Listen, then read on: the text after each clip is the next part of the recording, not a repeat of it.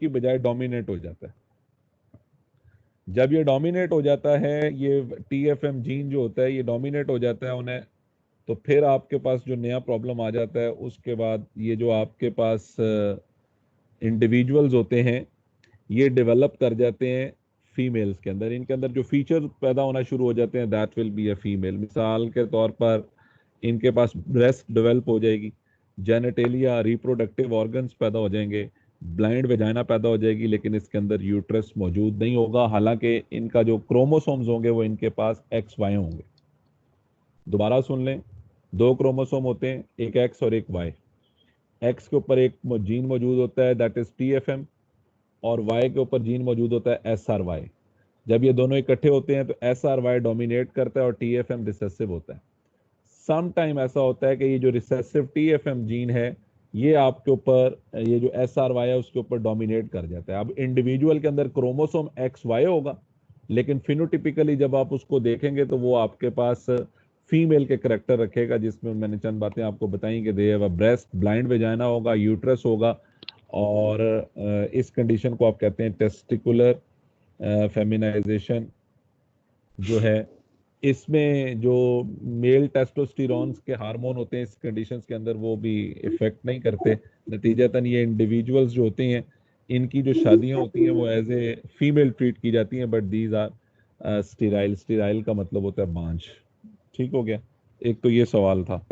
इसके अलावा और बता दें कोई अगर चैप्टर 22 में से रह गया तो। चैप्टर 22 में से कुछ रिमेनिंग है तो प्लीज।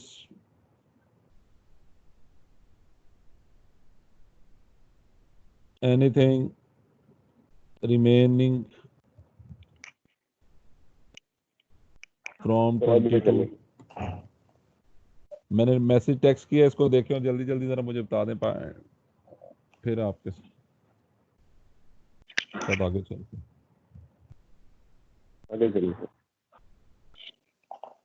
ठीक है। उसके बाद थोड़ा सा आपको मैं आइडिया इस चैप्टर में से और दे दूं। आपने जो इसमें से शॉर्ट क्वेश्चन तैयार करने हैं दैट विल बी, अगर आप मार्क करना चाहते हैं तो कर लें। डायबिटीज मेलिटस है, sex limited sex influence traits हैं, मल्टीफैक्टोरियल इनहेरिटेंस है आपके पास। उसके बाद जनरली ये जो सेक्स डिटर्मिनेशन पैटर्न हमने 3 किए थे, इनमें से कोई एक पैटर्न है। Significance of crossing over and recombination frequency है। एपिस्टेसिस और पीलियोट्रॉपी की डेफिनेशन है। मल्टीपल अलील का सवाल है। डोमिनेंस रिलेशन की जो 4 टाइप है उनमें से डेफिनेशन आ सकती है। और आपके पास if Mendel studied the 8th trait what will happen, ये आ सकता है। प्रोबेबिलिटी लॉन्ग के तौर पे इस चैप्टर में से मल्टीपल अलील का क्वेश्चन करना है, सेक्स लिंकेज इन ह्यूमन करना है, डायबिटीज मेलिटस करना है, और मेंडल के 2 लॉ करने हैं। अरिथ्रोब्लास्टोसिस फेटलिस जो है वो RH इनकम्पेटिबिलिटी, ये शॉर्ट में भी है और ये लॉन्ग में भी है। फिर आपने चैप्टर नंबर 15 का एक टॉपिक दिया, उसको चूंकि आप शुरू से लिस्ट बनाई हुई थी तो वो भी आपके साथ शेयर करता चलता हूँ। उसमें लिखा हुआ है कंसंट्रेशन ऑफ एक्सक्रीटरी प्रोडक्ट, यही था ग्रुप यही है। इसमें क्या इशू है कंसंट्रेशन वाले में, मुझे तो समझ ही नहीं आई आपने सवाल क्या पूछा। किसी ने पूछा था सर पिछले ग्रुप में, फिर मैं तो सजेशन में लिख दिया। एक्सक्रीटरी प्रोडक्ट जो होते हैं ना, ये आपको बताता चलता हूँ, ये वेस्ट होते हैं। एक्सक्रीटरी प्रोडक्ट्स जो होते हैं ये आपके पास वेस्ट होते हैं। ठीक है। और वेस्ट क्या होता है, वो तमाम तर चीजें जो अनवांटेड होती हैं और प्रोड्यूस्ड होती हैं as a result of metabolism. Metabolism के नतीजे में पैदा होने वाली अनवांटेड चीजें जो होती हैं वो वेस्ट होती हैं, और इन्हीं वेस्ट को एक्सक्रीटरी प्रोडक्ट्स कहते हैं।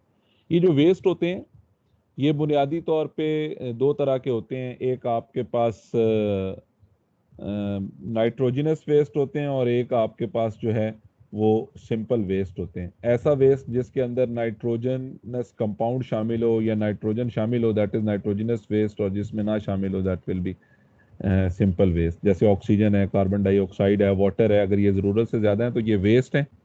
और ये सारे आपके पास जो हैं वो सिंपल वेस्ट हैं। लेकिन urea, uric acid, ammonia, creatinine और ये जो है trimethyl amine oxide, hypoxanthine, xanthine, ये सारे आपके पास जो हैं वो जो है that will be nitrogenous waste now. अच्छा, अब ये जो नए वेस्ट बनता है, खास तौर पे जो नाइट्रोजिनस वेस्ट होता है, इसकी depending upon the availability of the water as well as the habitat.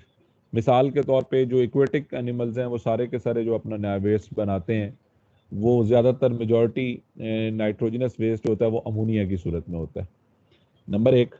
Number दो, पानी से निकल के खुश्की पे आ जाएं तो खुश्की पे चूंकि वाटर की मिकदार, पानी की concentration as compared to water कम होती है टेरेस्ट्रियल लैंड के ऊपर, वहां वो क्या करते हैं कि अपना नाइट्रोजनस वेस्ट पैदा तो अमोनिया की सूरत में करते हैं, लेकिन उसको ammonia is highly toxic so immediately can not be removed, क्योंकि उसके लिए पानी बहुत ज़्यादा चाहिए होता है और पानी की अवेलेबिलिटी मॉडरेट होती है, तो वो उसको लेस टॉक्सिक यूरिया में चेंज कर लेते हैं।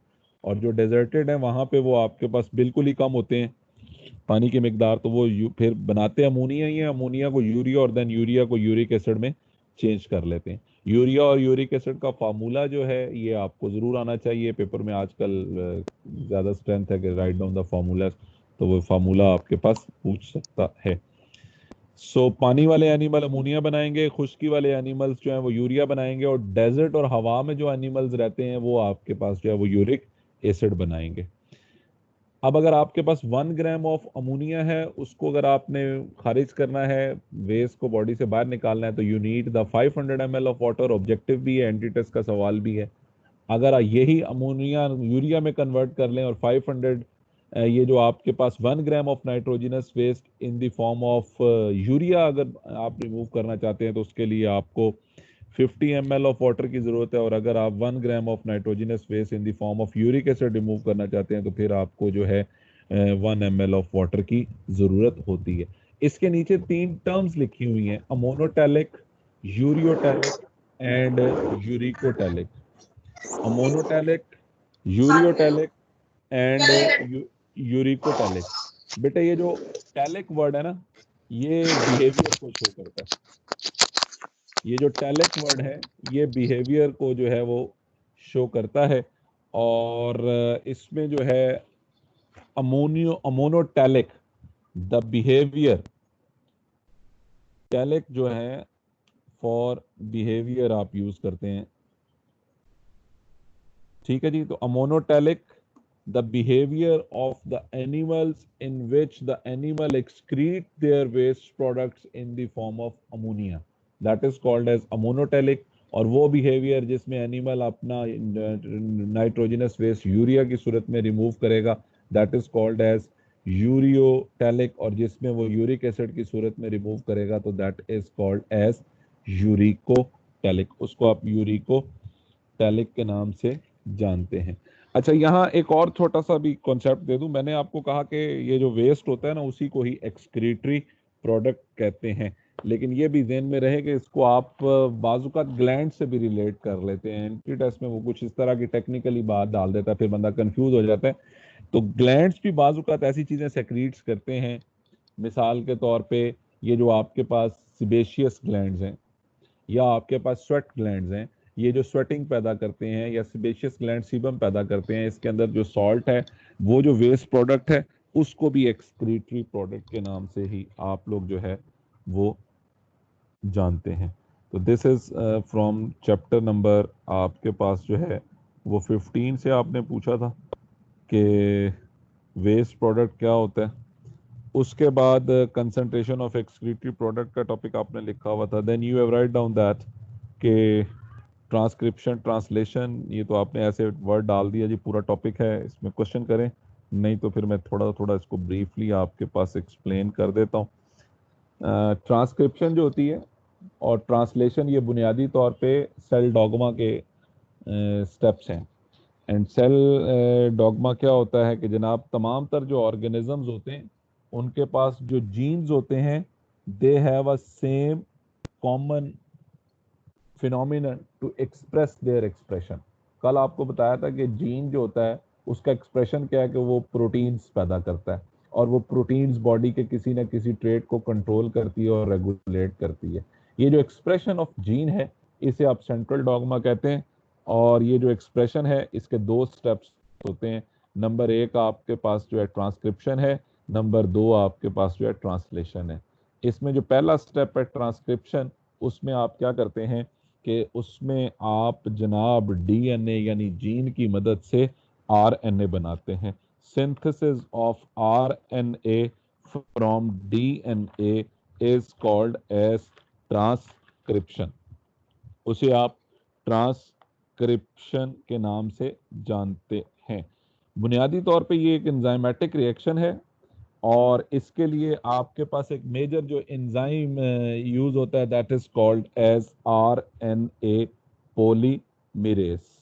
बेटे आरएनए की 3 टाइप्स हैं, messenger RNA, ribosomal RNA and transfer RNA. आपके पास अगर प्रोकैरियोटिक सेल है, बैक्टीरिया का सेल है या किसी और प्रोकैरियोट का सेल है, तो उसमें एक ही एंजाइम है दैट इज आरएनए पॉलीमरेज, जो कि ये तीनों तरह के ट्रांसफर आरएनए, मैसेंजर आरएनए और आरएनए बनाता है। बट अगर आप यूकैरियोटिक सेल, अपने सेल की बात करते हैं, तो उसमें आपके पास 3 तरह के आरएनए हैं, तो 3 तरह के ही आपके पास एंजाइम्स हैं। नंबर 1 उसे कहते हैं आरएनए पॉलीमरेज 1, वो आपके पास आपके सेल में आरएनए बनाएगा। आरएनए पॉलीमरेज 2 वो मैसेंजर आरएनए बनाएगा। आरएनए पॉलीमरेज 3 वो आपके पास ट्रांसफर आरएनए बनाएगा। ट्रांसक्रिप्शन का जो रिएक्शन है ये आपके पास यूकैरियोटिक सेल में न्यूक्लियस के अंदर होता है और प्रोकैरियोटिक सेल में ये आपके पास साइटोप्लाज्म के अंदर होता है। आपके पास डीएनए यानी जो जीन है उसके 2 स्ट्रैंड्स होंगे, दोनों में से दोनों की ट्रांसक्रिप्शन हो सकती है, लेकिन एक वक्त में किसी एक स्ट्रैंड की ट्रांसक्रिप्शन होगी, दोनों की इकट्ठे नहीं होगी। एक जीन के 2 स्ट्रैंड हैं, दोनों में से एक वक्त में किसी एक स्ट्रैंड की ट्रांसक्रिप्शन होगी, दोनों की इकट्ठी नहीं होगी।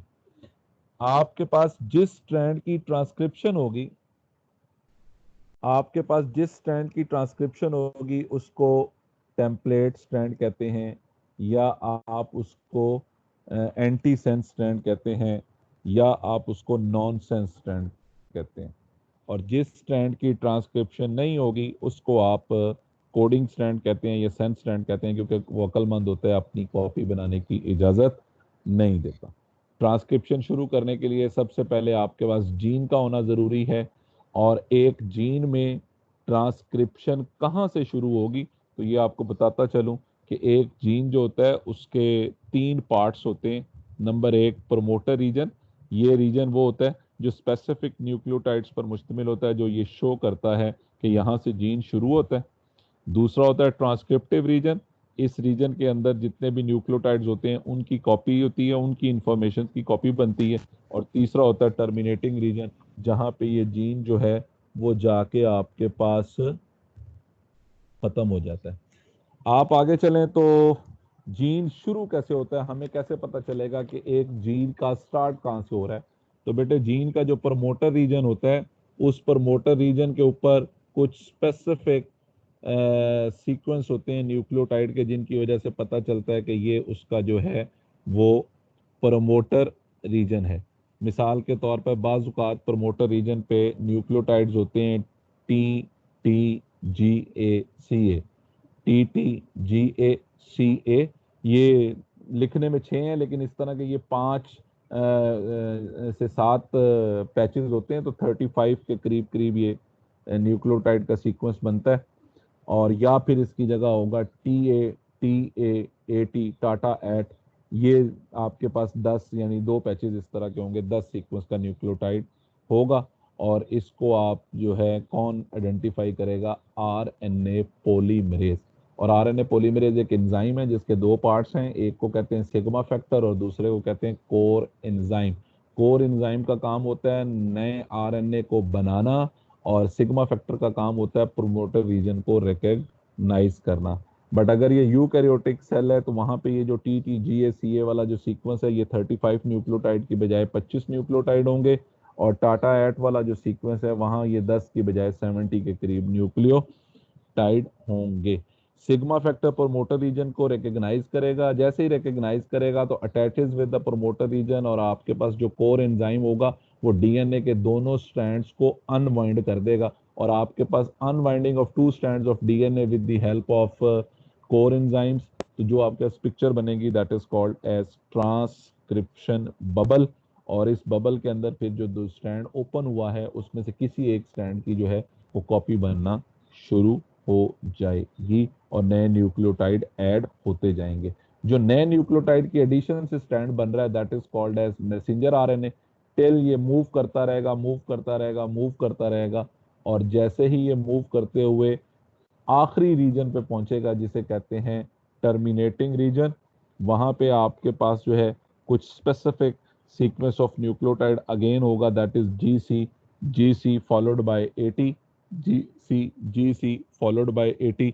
तो वहां पे फिर इस सीक्वेंस पे आते ही जो सिग्मा फैक्टर होता है वो जीन को छोड़ देता है। कोर एंजाइम आपके पास दोनों स्ट्रैंड्स को जिनको अनवाइंड किया होता है उनको दोबारा से लीव कर देता है, वो डीएनए के दोनों स्ट्रैंड छूट जाते हैं और उनके अंदर जो आरएनए का स्ट्रैंड था वो सेपरेट हो जाता है। इसको आप 3 स्टेप्स में एक्सप्लेन कर सकते हैं जो मैंने बातें की। Number 1 initiation. इनिशिएशन में फॉर्मेशन ऑफ ट्रांसक्रिप्टिव बबल होती है। ट्रांसक्रिप्टिव बबल क्या होता है वो भी आपको मैंने बताया कि जब कोर एंजाइम डीएनए के दोनों स्ट्रैंड को अनवाइंड कर देता है तो that is called as transcriptive bubble. ठीक है जी। और उसके बाद जब ये ट्रांसक्रिप्टिव बबल के बनने के बाद फिर ये आरएनए पॉलीमरेज मेन डीएनए के ऊपर मूव करता है for the addition of nucleotide to form the RNA, तो उस स्टेप को आप कहते हैं इलोंगेशन। और जब ये GC फॉलोड बाय AT वाला स्टेप आता है तो उसके वक्त ये कोर एंजाइम डीएनए को छोड़ देता है, नतीजतन that step is called as termination. जो नया स्टैंड बना है उसे आप कहते हैं मैसेंजर आरएनए, और उसके अंदर वो तमाम तरह इंफॉर्मेशन मौजूद हैं जो एक जीन के पास मौजूद थी। अब इस मैसेंजर आरएनए ने मूव करते हुए जाना है राइबोसोम में। बट अब यहाँ एक पॉइंट ज़हन में रखना है कि अगर ये काम प्रोकैरियोटिक सेल में था तो ये ऑलरेडी साइटोप्लाज्म में हो रहा था, और प्रोकैरियोट्स के साइटोप्लाज्म में किसी किस्म के न्यूक्लियसेस मौजूद नहीं होते, लिहाजा इस मैसेंजर आरएनए को कोई टेंशन नहीं है, ये जैसे बना है वैसे ही राइबोसोम्स तक चला जाएगा। बट अगर ये यूकैरियोट्स का सेल था तो ये जो स्टेप्स बने हैं ये सारे के सारे आपके पास जो हैं न्यूक्लियस के अंदर बने हैं, और राइबोसोम जो है वो साइटोप्लाज्म में मौजूद है। तो when it releases into the cytoplasm तो देयर आर फॉस्फेटेजेस एंड न्यूक्लियसेस जो इस नए आरएनए के ऊपर अटैक करेंगे, और अटैक करके जो है इसको फिर जो है वो किल कर देंगे या डिस्ट्रॉय कर देंगे। नतीजतन ये राइबोसोम्स तक पहुंचने के लिए अपने आप को कैमोफ्लैज करता है और अपने ऊपर जो है ना वो केमिकल की कोटिंग चढ़ाता है। वो जो केमिकल की कोटिंग होती है वो एक होती है टेल और एक होता है हेड। और जो टेल होती है वो पोली ए टेल होती है, पोली एडिनाइल टेल होती है, और आपके पास जो हेड होता है वो 7 मिथाइल GTP का होता है। That is a chemical coating. इस केमिकल कोटिंग के साथ जो है ना ये न्यूक्लियसेस और फॉस्फेटेजेस से प्रोटेक्ट हो जाता है और प्रोटेक्ट होकर reaches to the ribosomes. Ribosome में भी चूंकि आरएनए होते हैं और इसके अंदर भी आरएनए, तो आरएनए की आरएनए के साथ एफिनिटी होती है, लिहाजा राइबोसोम्स इसको रिकॉग्नाइज कर लेते हैं, आइडेंटिफाई कर लेते हैं। लेकिन आपके पास जो बाकी जितने भी आपके सेल्स हैं वो इनको आप आइडेंटिफाई नहीं कर सकते। वो जो है वो आप सेल के बाकी ऑर्गेनेल्स इस मैसेंजर आरएनए को जो कैमोफ्लेज होता है इसको आइडेंटिफाई नहीं कर सकते। ठीक है जी, that is called as transcription. उसके बाद आपके पास जो दूसरा स्टेप आता है that will be called as translation. अगर आपको ट्रांसक्रिप्शन से कोई क्वेश्चन करना है ना तो आप मुझे टेक्स्ट कर सकते हैं। आप अपने ये जो है चैट बॉक्स इसके अंदर माइक्रोसॉफ्ट टीम के ऊपर इसमें भी आप लिख सकते हैं ताकि मैं इससे रिलेटेड आपका कंफ्यूजन दूर कर दूं। आपका कोई क्वेश्चन है तो उसके बारे में बात कर लें। अदरवाइज आपके पास आ जाता है जी ट्रांसलेशन। ट्रांसलेशन जो होता है ये जो मैसेंजर आरएनए है इस मैसेंजर आरएनए के अंदर इंफॉर्मेशंस थी और उन इंफॉर्मेशंस को रीड करके अमाइनो एसिड को तरतीब देना है। उन इंफॉर्मेशंस को रीड करके अमाइनो एसिड्स को तरतीब देना है ताकि आपके पास जो है वो प्रोटीन बन सके। तो arrangement of the amino acid according to the instructions transcribed in messenger RNA is called as translation. ये स्टेप साइटोप्लाज्म के अंदर होता है, एंजाइमेटिक प्रोसेस है, और इसमें जो जो आपके पास एंजाइम्स रिक्वायर्ड हैं उनमें आपके पास नंबर 1 तो है लाइगेज होना चाहिए, नंबर 2 उसमें आपके पास अमाइनो एसिड ट्रांसफर आरएनए होना चाहिए, नंबर 3 आपके पास जो है मैसेंजर आरएनए, एंजाइम्स के अलावा मैसेंजर आरएनए होना चाहिए। कुछ प्रोटीन्स होती हैं जिन्हें initiation factor and elongation factor and termination factor कहते हैं। ये 3 तरह की आपके पास प्रोटीन्स होनी चाहिए। नंबर 4 आपके पास मैग्नीशियम आयन होना चाहिए। नंबर 5 आपके पास जो है वो राइबोसोम्स के 2 यूनिट्स होने चाहिए। नंबर 6 आपके पास डिफरेंट काइंड्स के जो अमाइनो एसिड्स हैं वो होने चाहिए। ये सारी की सारी चीज़ें सेल खुद से सिंथेसाइज करता है और ये सारे का सारा मटेरियल आपके पास जो है साइटोप्लाज्म के अंदर पाया जाता है। इसमें स्टार्ट कैसे होगा, इसके भी बेटे 3 स्टेप्स हैं। Number 1 initiation.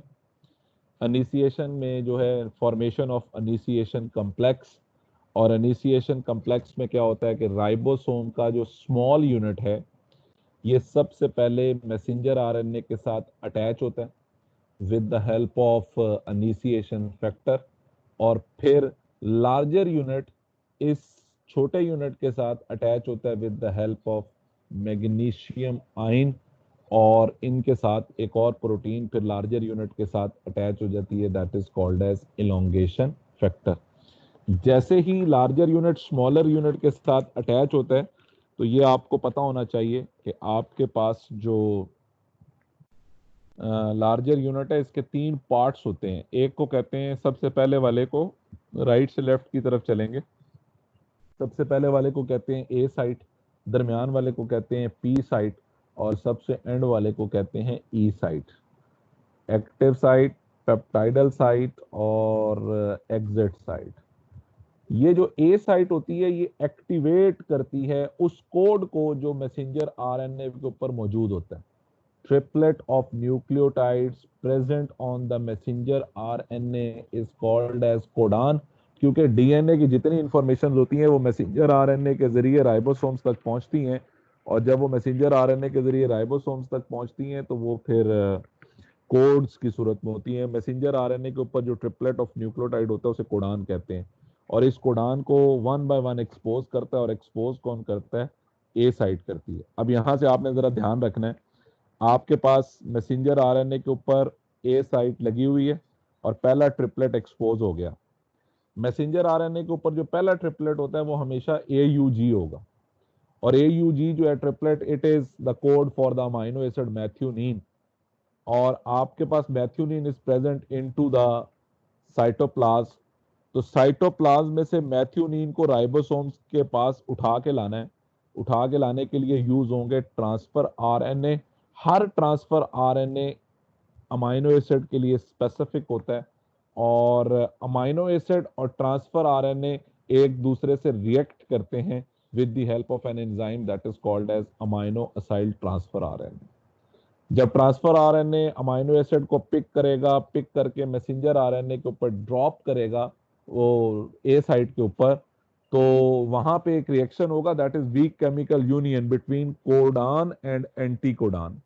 कोडान वो ट्रिपलेट है जो मैसेंजर आरएनए के ऊपर मौजूद है, और एंटी कोडान वो ट्रिपलेट है जो ट्रांसफर आरएनए की बेस पे मौजूद है। अगर ये दोनों ट्रिपलेट एक दूसरे के कंप्लीमेंट्री हैं, यानी ए के सामने यू है और यू के सामने ए है और सी के सामने जी है या जी के सामने सी है, तो फिर उस ट्रांसफर आरएनए को वहां स्टे करने के लिए राइबोसोम अलाउ करेगा, अदरवाइज उसको वहां से जाना पड़ेगा। तो इस तरह से ये फर्स्ट ट्रांसफर आरएनए जो है अपने अमाइनो एसिड के साथ ए साइट के ऊपर लैंड करेगा।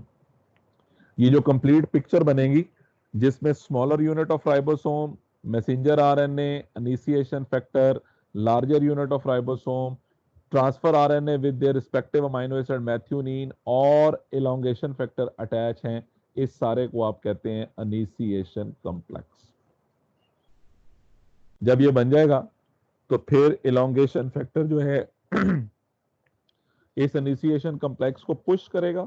जैसे पुश करेगा ये एक स्टेप फॉरवर्ड जाएगा। अब यहां आपने कॉन्सेप्ट ये क्लियर करना है कि जब ये एक स्टेप आगे जाएगा तो ए साइड पे जो मैथ्यूनिन थी वो पी साइड पे आ जाएगी और ए साइड दोबारा वकेट हो जाएगी।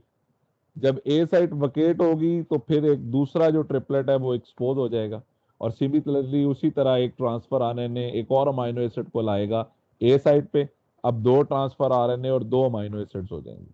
ये दोनों अमाइनो एसिड आपस में रिएक्ट करेंगे और इस रिएक्शन के नतीजे में पेप्टाइड बॉन्ड बनेगा।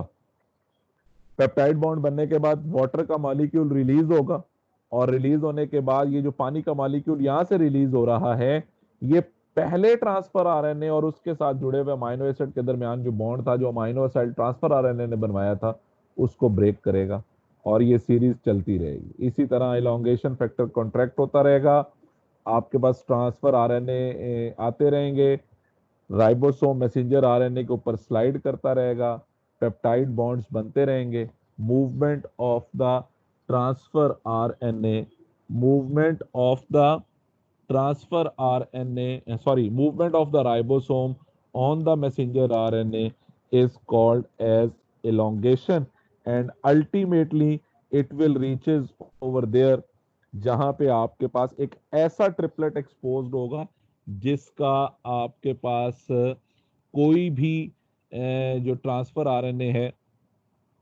वो अमाइनो एसिड लेके नहीं आएगा, जिसे आप स्टॉप कोडान कहते हैं।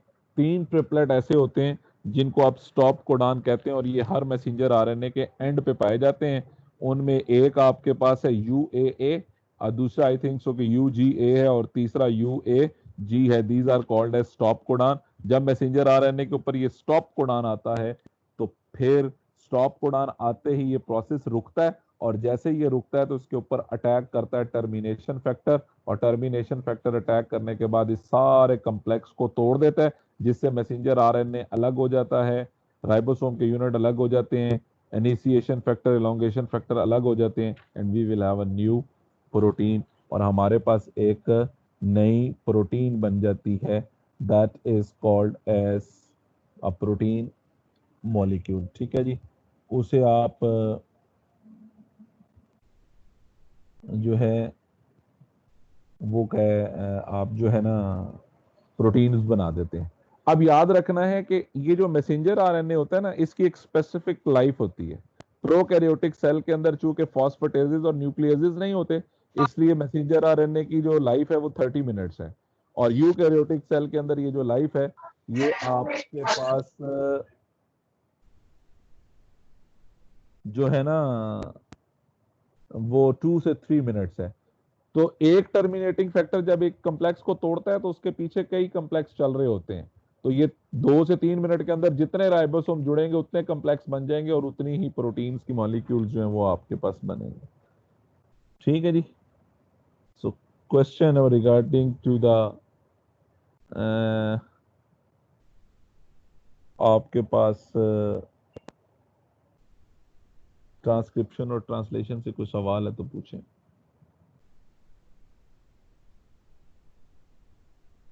अगर आप मुझे सुन रहे हैं और आपका ट्रांसक्रिप्शन और ट्रांसलेशन से रिलेटेड कोई क्वेश्चन है तो आप पूछ लें।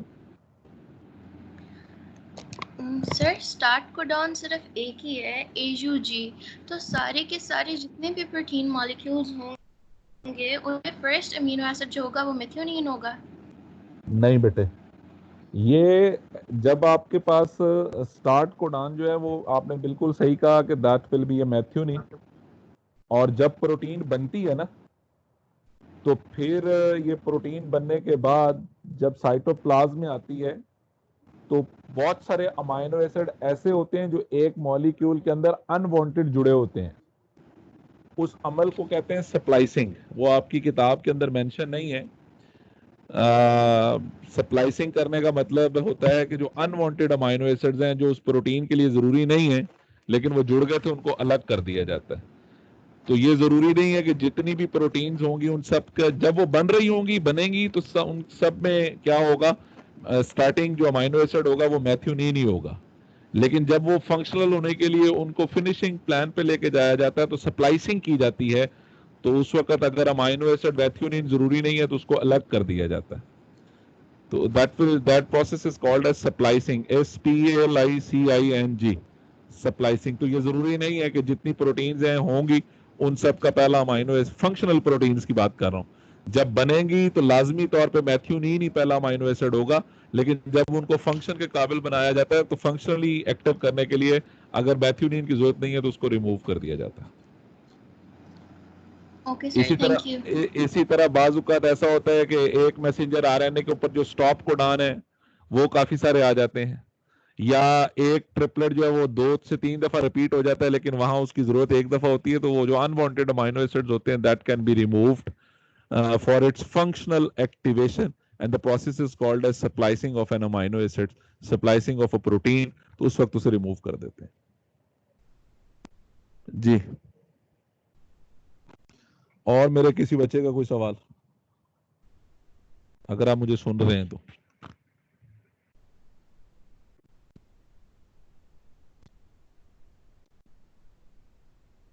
हाँ जी, चले आगे। चैप्टर नंबर 20 के चैप्टर नंबर 20 के जो लॉन्ग हैं उसमें आपने यही ट्रांसक्रिप्शन, ट्रांसलेशन, रेप्लिकेशन और मीजल्सन एंड स्टॉल का जो एक्सपेरिमेंट है ये करना है। म्यूटेशन का जो टॉपिक है इसमें 4 डेफिनेशंस हैं। एक आपके पास क्रोमोसोमल एबिरेशन, पॉइंट म्यूटेशन, तो ये शॉर्ट के तौर पे आ जाता है, और अगर आपको ये लॉन्ग नहीं तैयार हो रहा तो यही चारों शॉर्ट क्वेश्चन इकट्ठे करके आप लिख लेंगे तो वही लॉन्ग बन जाएगा।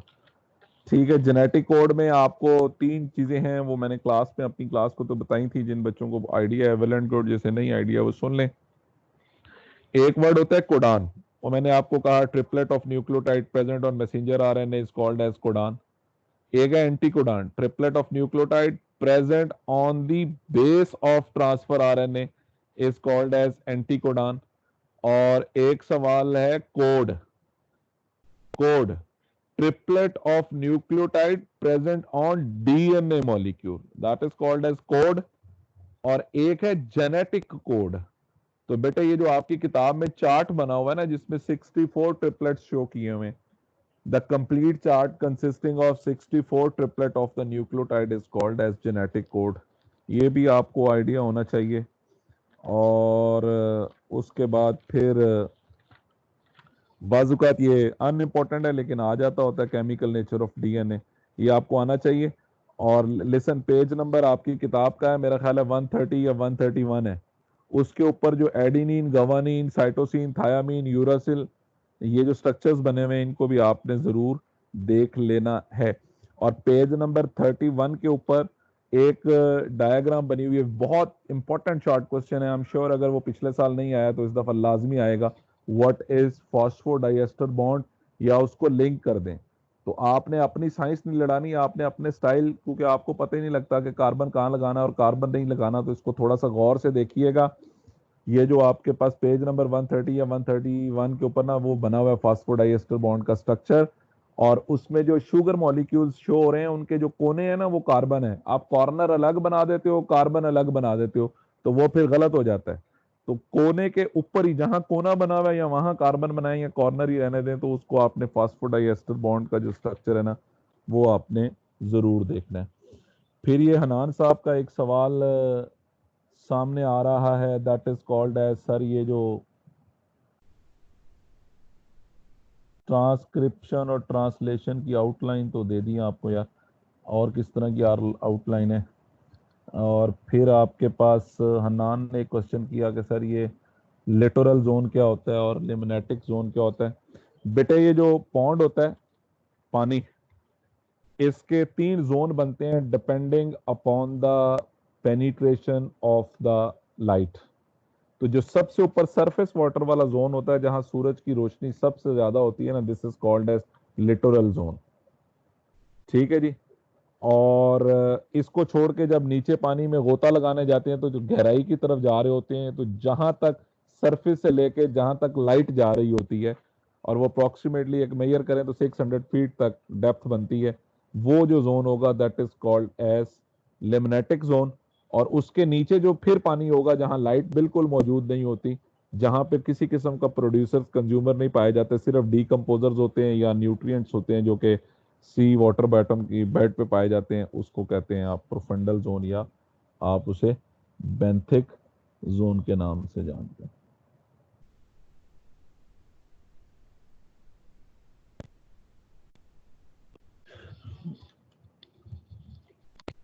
ये हुज़ैफा क्या लिखा हुआ है, चैप्टर 2 को रिज्यूम करना चाहिए, कर दिया, बाकी हाफ बुक में पढ़ेंगे। अच्छा जी, फिर join the class get benefit हो गया जनाब, ये ट्रांसक्रिप्शन ट्रांसलेशन हो गई। चैप्टर में 23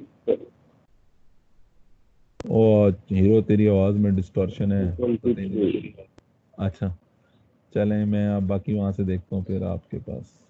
चैप्टर 20 में ट्रांसक्रिप्शन ट्रांसलेशन होगी, एक्सक्रीटिव प्रोडक्ट्स हो गए। उसके बाद आपके पास चैप्टर नंबर 23 है, ठीक हो गया। चैप्टर नंबर 23 में पहले तुमने लिखा है जीनोमिक लाइब्रेरी, फिर आपने लिखा हुआ है क्याज मेटा फॉर्मेशन। ये क्याज मेटा तो मैंने आपको बता दिया था कि क्रॉसिंग ओवर के दौरान जब नॉन सिस्टर क्रोमेटिड्स एक दूसरे से टच करते हैं तो जो जिस पॉइंट पे वो टच करते हैं एक्स शेप स्ट्रक्चर वो जो बनता है, that is called as chiasmata. फिर आपने लिखा हुआ है जीनोमिक लाइब्रेरी क्या होती है बेटे, कलेक्शन ऑफ द जीन जो है it is called as library, genomic library. जैसे लाइब्रेरी किताबखाना होता है ना, जहाँ बहुत सारी किताबें होती हैं, इसी तरह ऐसी जगह, ऐसी पेट्री डिश या ऐसा कल्चर जिसमें बहुत सारे जीन्स मौजूद होंगे, उसे आप जो है वो जीनोमिक लाइब्रेरी के नाम से जानते हैं। तो जीनोमिक लाइब्रेरी बनानी है आपने कैसे है, बनाने के लिए सबसे पहले आपने जनाब डीएनए लेना है, सेल का डीएनए लेके आपने उसके ऊपर लगाने हैं रेस्ट्रिक्शन एंजाइम्स।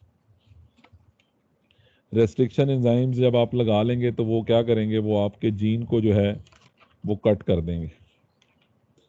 जीन के जो पूरा डीएनए उसके छोटे छोटे पीसेस बन जाएंगे। Each piece is called as gene.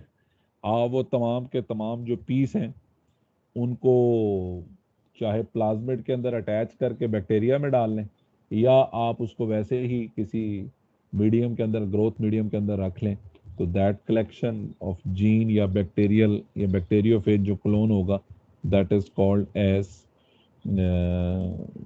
जो है वो क्या कहलाता है, जीन लाइब्रेरी कहलाता है।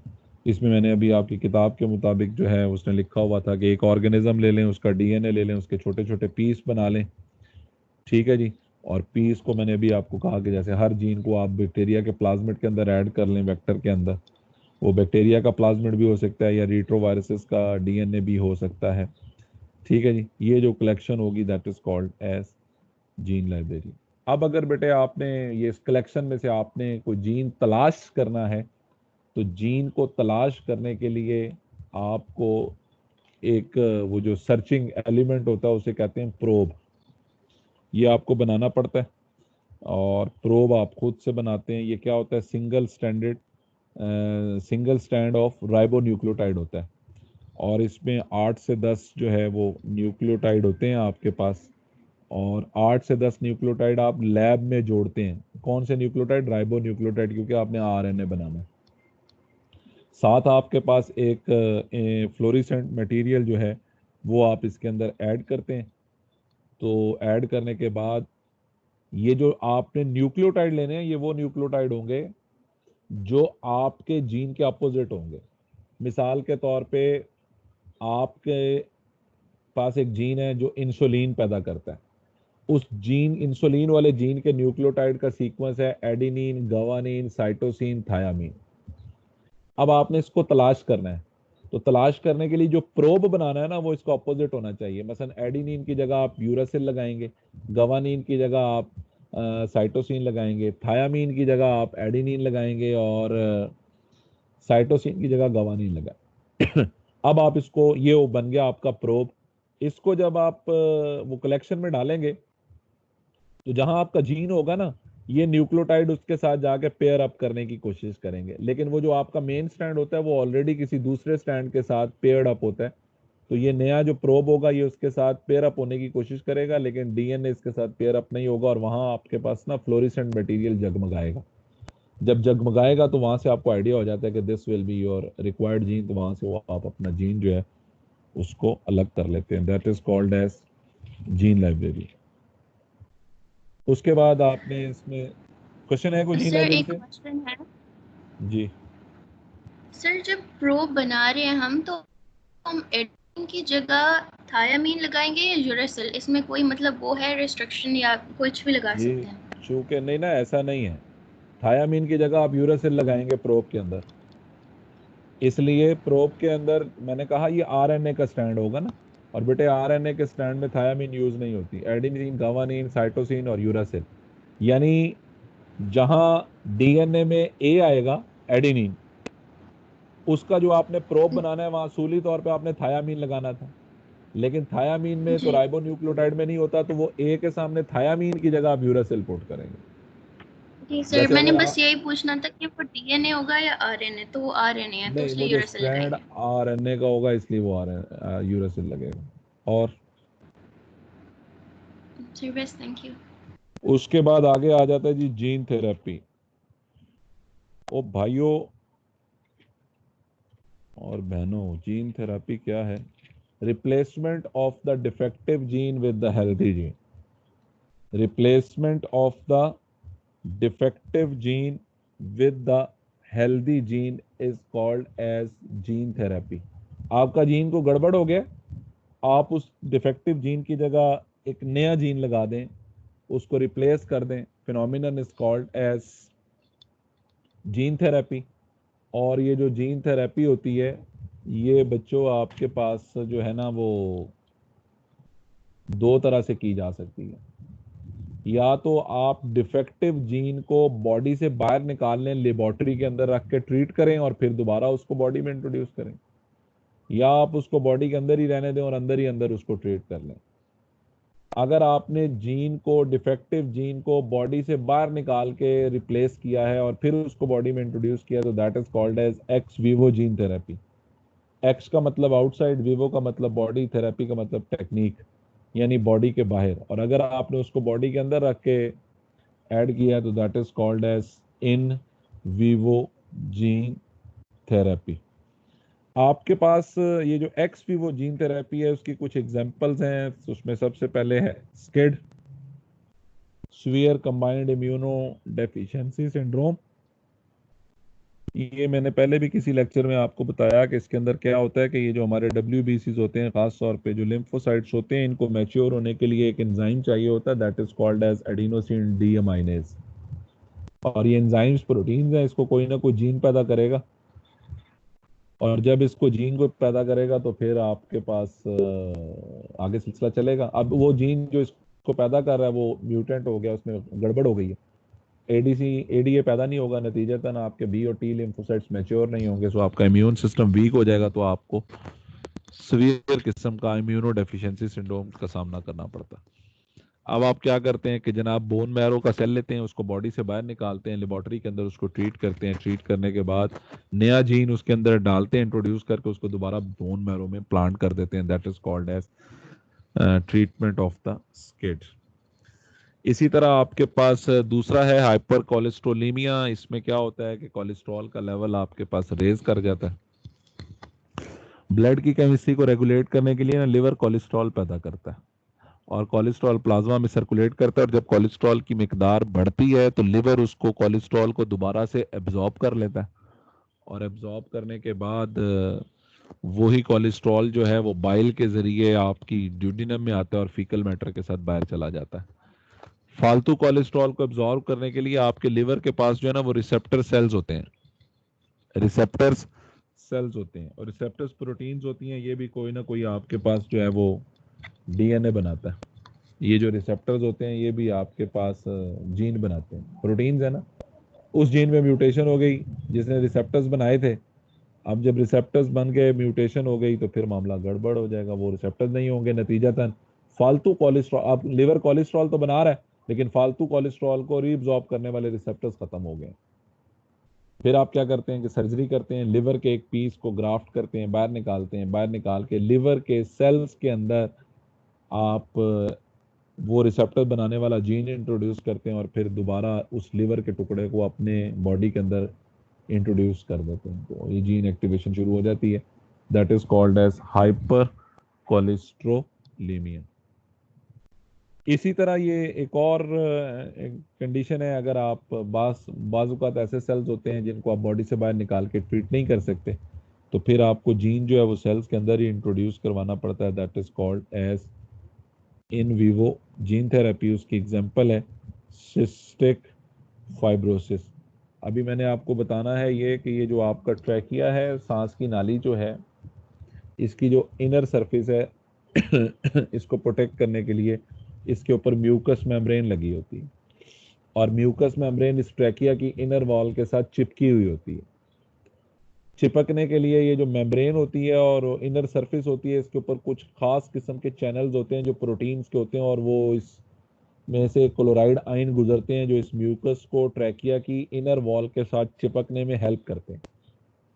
जिन रास्तों से क्लोराइड आयन गुजरते हैं उन रास्तों को प्रोटीन्स चैनल्स कहते हैं। वो प्रोटीन्स के बने हुए, और प्रोटीन्स जीन बनाती हैं। अगर जीन में म्यूटेशन हो गई तो वो चैनल नहीं बनेंगे, चैनल नहीं बनेंगे तो मूवमेंट ऑफ क्लोराइड आयन नहीं होगा, जिसे ट्रांस मेम्ब्रेन कैरियर कहते हैं। और जब मूवमेंट ऑफ क्लोराइड आयन नहीं होगी तो फिर आपके पास ये जो सिलसिला है, म्यूकस वहां से उखड़ जाएगी, उखड़ेगी तो आपका जो सांस की नाली है उसको ऑब्स्ट्रक्ट करेगी, ब्लॉक करेगी। Condition is called as cystic fibrosis. और इस सूरत हाल में फिर सांस का जो मूवमेंट है हवा की वो ब्लॉक होगी और उससे डेथ हो जाती है। तो इसमें फिर क्या होता है, अब ट्रैकिया को तो आप नहीं कट कर सकते, ना कट करके उसको बॉडी से बाहर निकाल सकते हैं, तो फिर नेजल स्प्रेज आपके पास होते हैं। उन स्प्रेज की मदद से प्रेशर के जरिए आप जो जीन है वो पहले आप उस नेजल स्प्रे में रखते हैं और प्रेशर के जरिए फिर उस जीन को इंट्रोड्यूस करते हैं इनटू योर ट्रैकिया।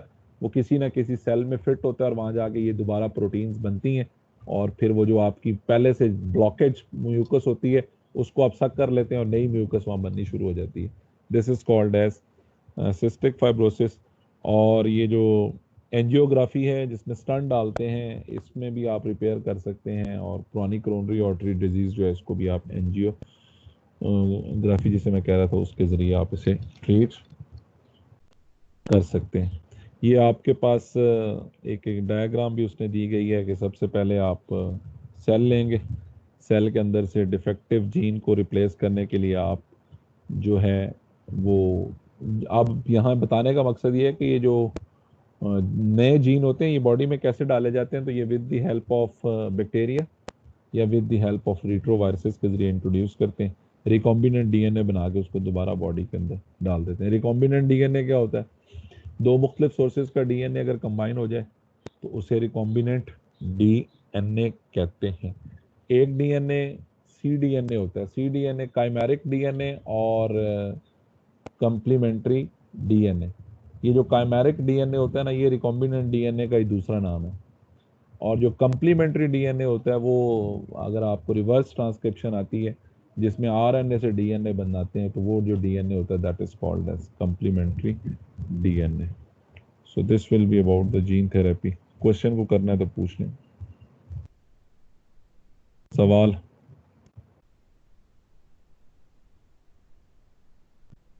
और बता दो इससे। क्वेश्चन? इस चैप्टर में से लॉन्ग तो कोई नहीं है।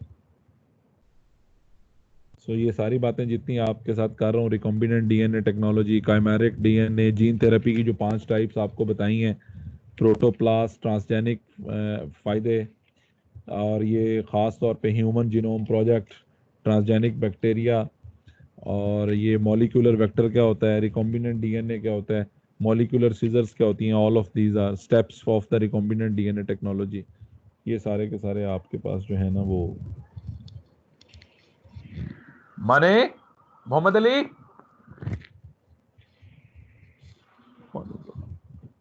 अच्छा, उसके बाद एक और सवाल आया, that will be called as anther culture. Simple है यार, ये इसमें आप प्लांट का जो एंथर लेते हैं, मेल रिप्रोडक्टिव ऑर्गन है, इस एंथर को आप कल्चर मीडियम के अंदर डालते हैं तो ये कल्चर मीडियम के अंदर ये ग्रो करते करते जो है ना वो अ, फिर आपके पास नया जो कैलस बनता है, उस कैलस को आप स्टोर कर लेते हैं और वो आपके पास सोमैटिक एम्ब्रियो बन जाता है। उसे आप कहते हैं जनाब स्टेम, ये एंथर कल्चर। सिंपल दोबारा बता देता हूँ, आपने प्लांट लेना है, उस प्लांट में जो उसका मेल पार्ट है that is called as stamen, वो लेना है। स्टेमन में से आपने एंथर निकालना है। एंथर को आपने ग्रोइंग मीडियम में डाल देना है, और ग्रोइंग मीडियम वही होगा जिसमें वाटर, सॉल्ट, शुगर और कोकोनट मिल्क आप डालते हैं। उसके अंदर जो ये एंथर जो होगा ये हैप्लॉइड होता है, तो ये डिवाइड करेगा माइटोस्टैटिकली। इसके नतीजे में मैस ऑफ सेल्स बन जाएगा। उस मैस ऑफ सेल को केलस सेल कहते हैं, और ये जो केलस सेल कैलस होगा ये सारे का सारा हैप्लॉइड होगा। ठीक है, इस सेल के अंदर जो है वो आपके पास जीन बनते हैं। जो जीन मौजूद होते हैं वो जीन अपना अपना प्रोडक्ट जो है वो शुरू करेंगे। तो आप इस कल्चर में से उस प्रोडक्ट को अलग कर सकते हैं, या अगर आप नहीं, आप उससे पौधा लेना चाहते हैं तो इसी कल्चर को आप बजाय जब ये बहुत सारा कैलस बनेगा तो अलग ना होने दें। अगर ये सेपरेट नहीं होंगे तो फिर इसमें इंडक्शन नहीं होगी। इंडक्शन नहीं होगी तो सेल डिफ्रेंसिएशन होगी, और उस सेल डिफ्रेंसिएशन के नतीजे में आपके पास एक नया पौधा बन जाएगा। अब सवाल ये है कि ये आपके पास एप्लाइड प्लांट बनेगा डेफिनेटली, क्योंकि एंथर एप्लाइड था। लेकिन अगर आप इसको डिप्लॉयड करना चाहते हैं तो जब आप एंथर ग्रोथ मीडियम में रखते हैं तो मार्केट में बहुत सारे केमिकल्स अवेलेबल होते हैं जो इस हैप्लॉइड की रेप्लिकेशन करके फौरी तौर पर हेल्प करते हैं, और वो एंजाइम्स ही होते हैं। तो हैप्लॉइड से ये डिप्लॉयड बन जाता है, तो आपके पास एंथर हैप्लॉइड से एंथर डिप्लॉयड प्लांट भी बन जाएगा।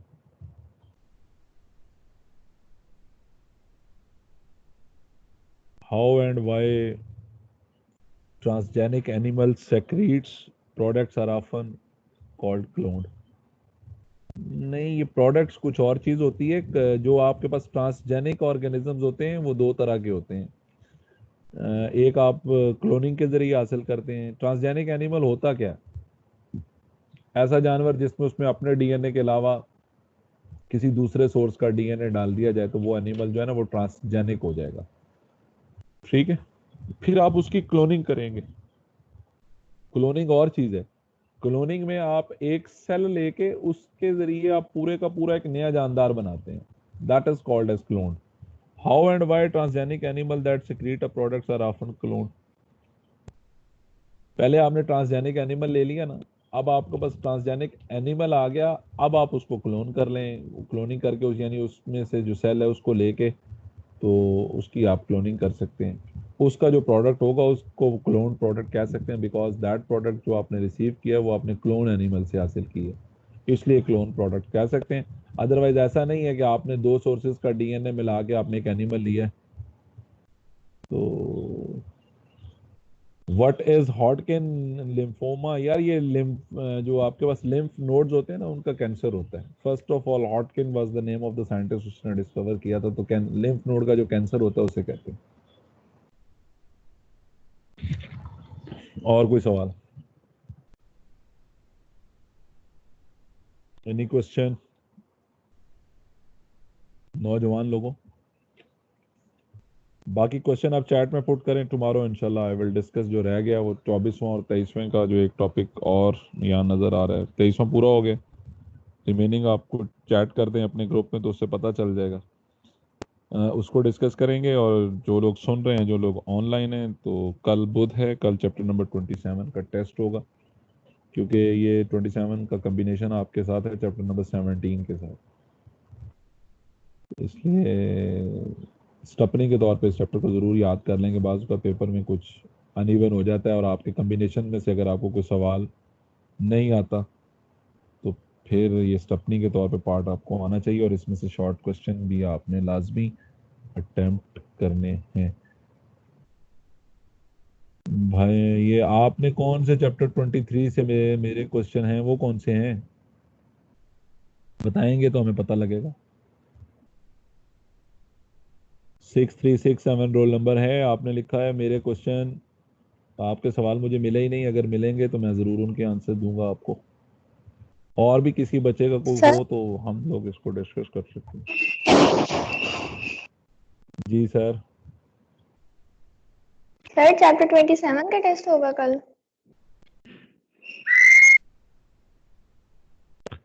जी कल चैप्टर 27 का टेस्ट होगा जो कि 3 बजे अपलोड होगा। और ये जो 1 से 2 वाली आपकी क्लास होगी ना, उसमें मैं आपको एक उसका क्विक रिव्यू भी दे दूंगा कि उसमें आपने क्या क्या कुछ हमारे पास हमने करना है। ठीक है। ठीक है और sir. Okay, okay sir, time and हो गया। गॉड ब्लेस यू जी। खुदा हाफिज। अल्लाह दे वाले। अल्लाह हाफिज सर। अल्लाह हाफिज। जीते रहो सर। हम्म,